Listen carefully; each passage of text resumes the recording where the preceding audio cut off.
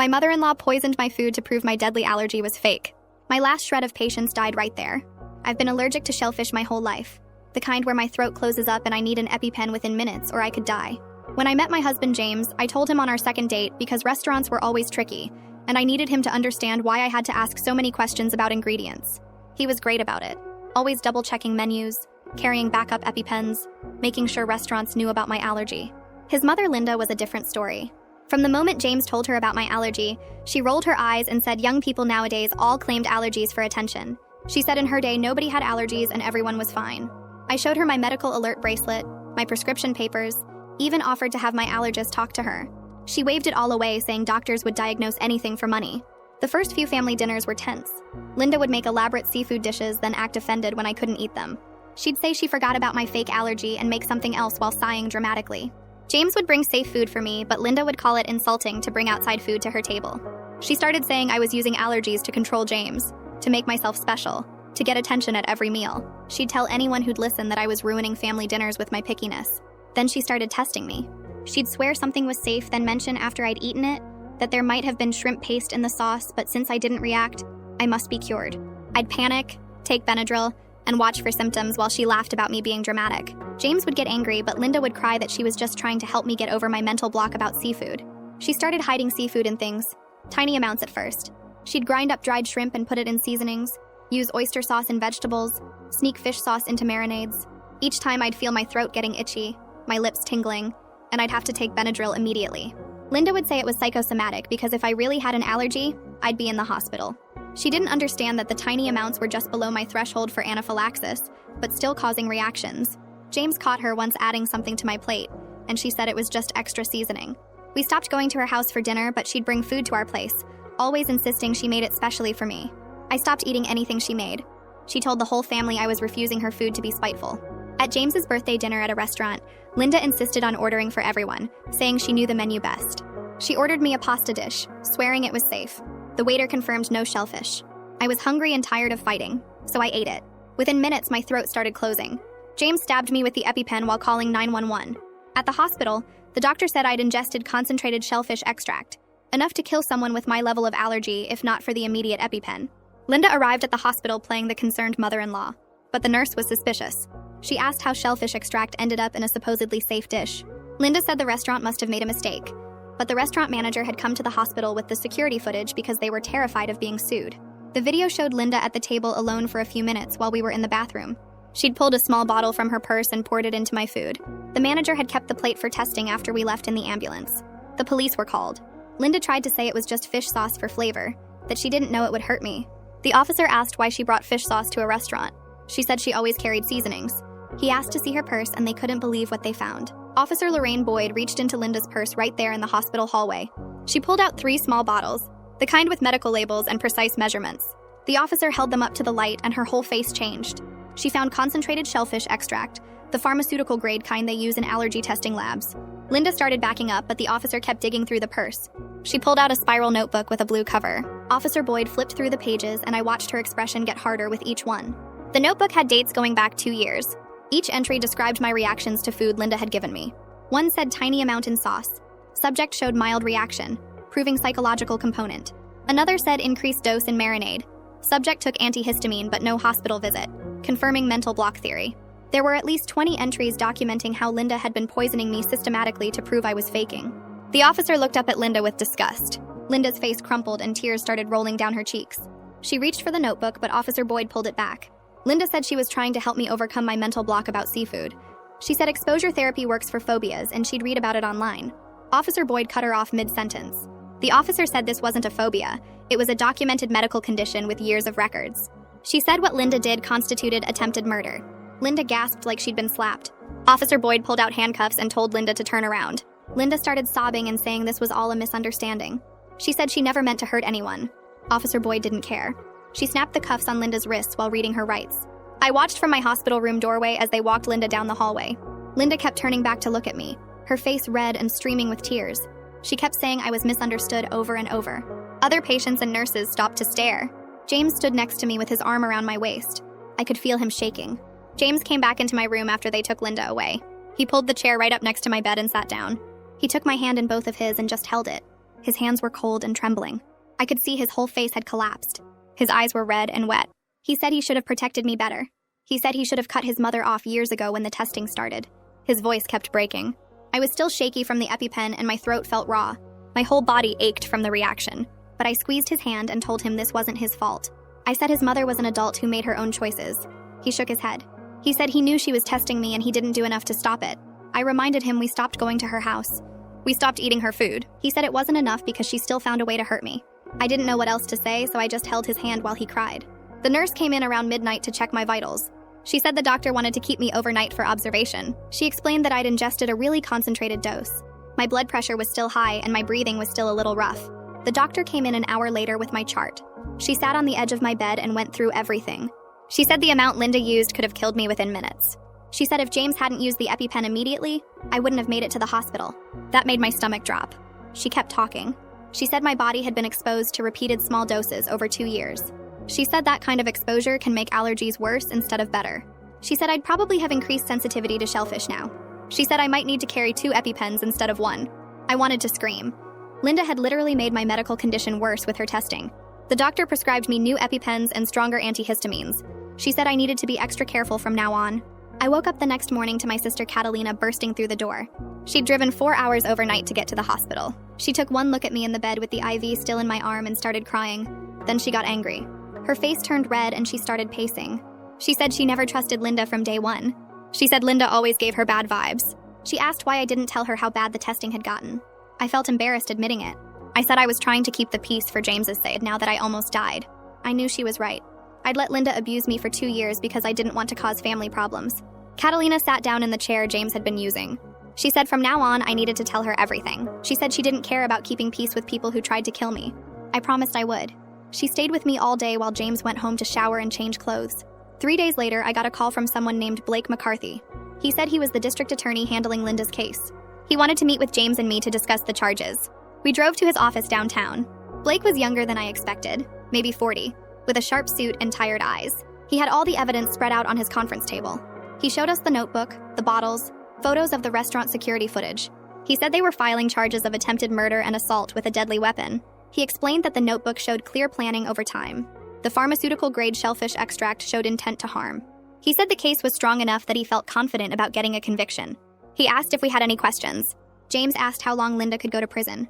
Blake said attempted murder could be 15 to 20 years depending on the judge. That should have felt good, but I just felt tired. I didn't want to think about Linda or trials or any of it. I just wanted to feel safe eating food again. A week after the incident, James's phone rang. It was his father, Kenji. James put it on speaker. Kenji asked if we could meet him at a coffee shop near our apartment. We agreed and drove over that afternoon. Kenji was already sitting at a corner table when we arrived. He looked like he'd aged 10 years in 1 week. His face was gray and he had deep circles under his eyes. We sat down and he started talking immediately. He said he had no idea Linda was doing this to me. He said Linda always dismissed my allergy when he wasn't around. But when he was there, she acted concerned and supportive. He said she'd been lying to him for years. His hands were shaking as he stirred his coffee. Then he said he was filing for divorce. He said he couldn't stay married to someone who tried to kill his daughter-in-law. He said he wanted to testify against her in court. James's whole face crumpled when his dad said that. I could see it was breaking his heart even though he said he understood. Kenji reached across the table and squeezed James's hand. He said he was sorry he didn't see what Linda was doing sooner. 2 days after meeting with Kenji, my phone rang from a number I didn't recognize. I answered it and immediately wished I hadn't. Linda's sister was screaming at me before I could even say hello. She said I was tearing the family apart. She said Linda would never actually hurt anyone. She said I must have done something to provoke this whole situation. She called me dramatic for making such a big deal about a little seafood. I tried to explain about the concentrated extract in the notebook. She talked right over me. She said families forgive each other and I was being vindictive by pressing charges. She said Linda was a good woman who made one mistake. I hung up on her. My hands were shaking. James asked who it was and I told him. He got angry and said he'd block her number. But the call had already shaken me. I realized there were people in Linda's family who would always take her side. It didn't matter how much evidence existed. They decided I was the villain and nothing would change their minds. Blake called us back to his office 3 weeks after the first meeting. He had new documents spread across the table. He showed us the forensic analysis of the shellfish extract from Linda's purse. The report was full of technical language, but Blake translated.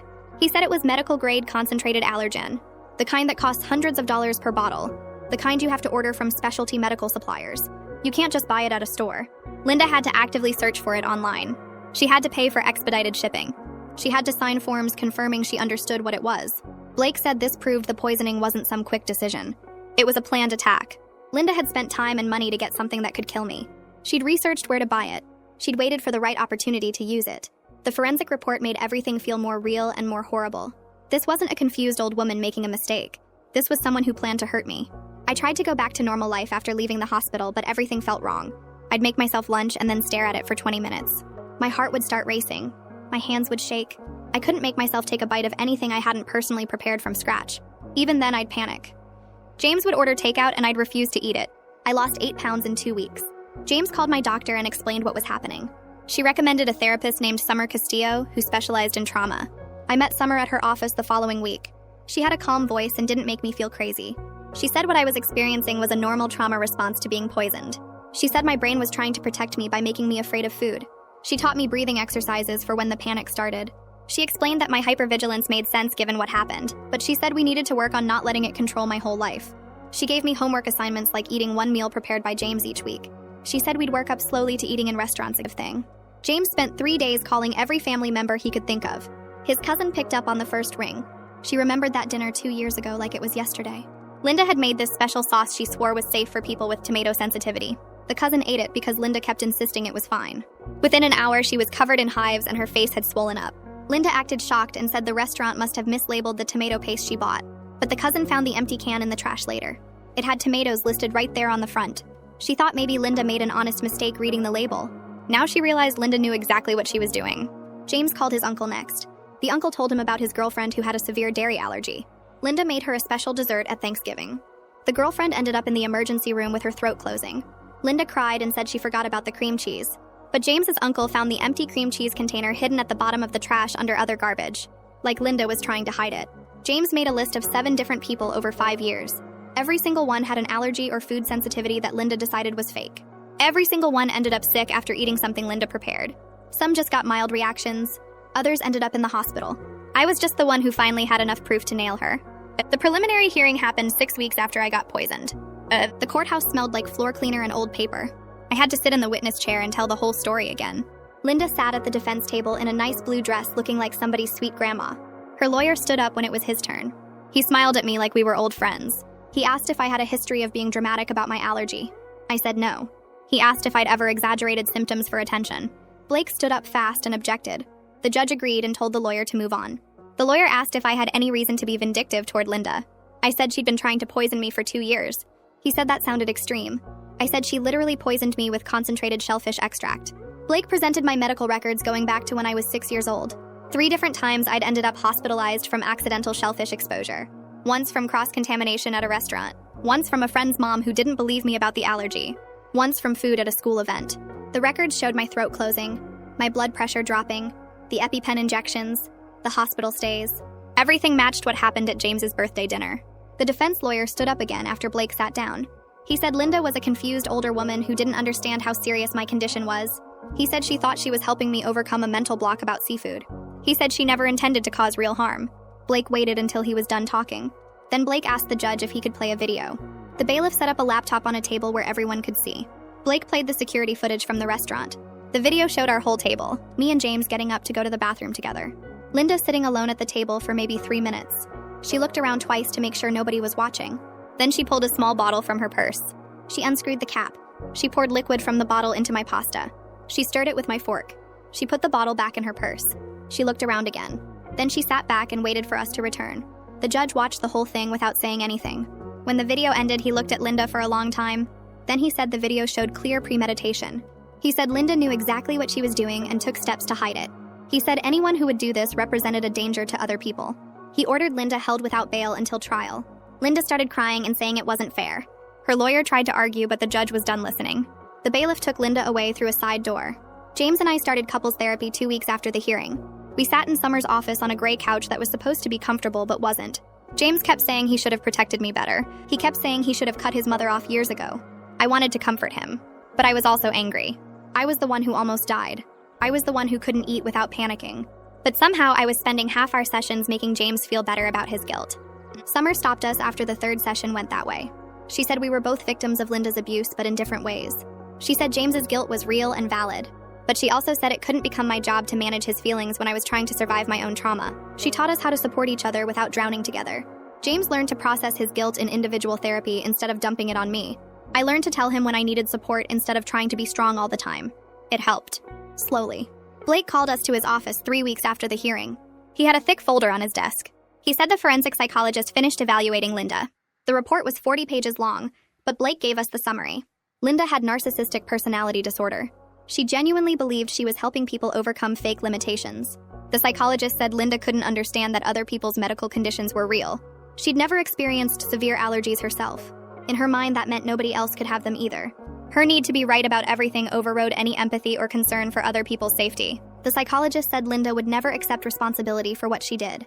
She would always believe she was the victim. She would always think everyone else was wrong and she was trying to help. Blake said this made her dangerous. Even if she went to prison and got treatment, she'd probably never change. More family members stopped talking to Linda after they heard about the other victims. James's dad filed for divorce. 2 of James's cousins sent messages saying they believed us and supported us. But James's aunt sent me a letter in the mail. The envelope had my name written in shaky handwriting. Inside was 3 pages of cramped writing. The aunt said I should drop the charges. She said prison would kill Linda. She said Linda was family, but didn't deserve to have her life ruined. She said I was tearing the whole family apart. I read the letter twice. My hands shook the whole time. I showed it to Blake at our next meeting. He read it carefully. Then he said it was witness tampering. He made a copy for the evidence file. He said the aunt probably didn't realize she was breaking the law, but she was. Blake called us back to his office 2 weeks later. He said the prosecutor's office was offering a plea deal. Linda would plead guilty to aggravated assault instead of attempted murder.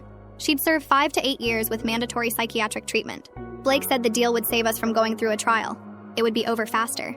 We'd know exactly what sentence Linda got instead of risking what a jury might decide. But Blake also said we had the right to reject the deal and go to trial. If we won at trial, Linda might get 15 to 20 years. If we lost, she might get nothing. James and I went home and talked about it for hours. I was exhausted. I wanted it over. I wanted to stop thinking about Linda every single day. But I also wanted her to face the full consequences. She tried to murder me. That's what the charges should say. Not assault. Murder. We met with Blake again 3 days later and told him we wanted to reject the plea deal. The victim impact session happened at a community center downtown. Blake said other people Linda had hurt wanted to meet me. I walked into a conference room with James. 2 women were already sitting at the table. The first woman was maybe 40 with dark hair. She introduced herself and said she had a severe peanut allergy. Linda had put peanut butter in a sauce at a family dinner 3 years ago. The woman ended up in the hospital with anaphylaxis. Linda told everyone it was an accident. The second woman was younger, maybe 30. She had celiac disease. Linda made a special gluten-free dish for her at Christmas dinner 2 years ago. The woman got violently sick for 3 days afterward. She found out later the dish had regular flour in it. Linda said the package must have been mislabeled. Both women said they'd thought they were alone. They'd thought it was just bad luck or an honest mistake. Now they knew Linda had targeted them on purpose. We talked for 2 hours. We shared our stories. We cried together. I realized Linda wasn't just someone who made bad choices. She was a serial abuser who genuinely enjoyed proving people wrong even when it hurt them. She got satisfaction from making people sick, and then acting like they were overreacting. The other women agreed to testify at trial. Blake said having multiple victims would make the case much stronger. He said it showed a pattern of behavior. He said juries would see Linda wasn't confused or mistaken. She knew exactly what she was doing and had done it over and over again. James and I told Blake we were absolutely sure about going to trial. We wanted Linda to face attempted murder charges. That's what she did to me.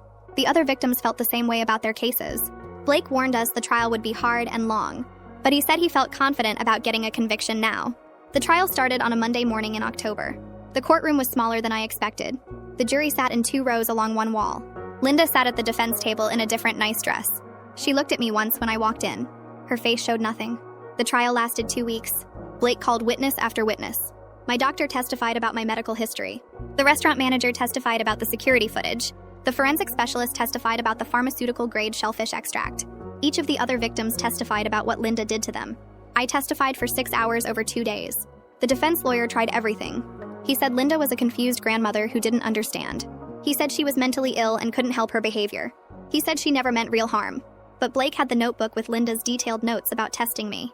He had the expensive shellfish extract she'd ordered online. He had the security footage showing her looking around before poisoning my food. He had the pattern of behavior with multiple victims over 5 years. He had my medical records proving my allergy was real and severe. The jury went to deliberate on a Thursday afternoon. James and I sat in the hallway outside the courtroom. We didn't talk much. We just waited. 6 hours later, the bailiff came out and said the jury had reached a verdict. We went back inside. The jury foreman stood up. The judge asked if they'd reached a verdict. The foreman said yes. The judge asked what they'd decided.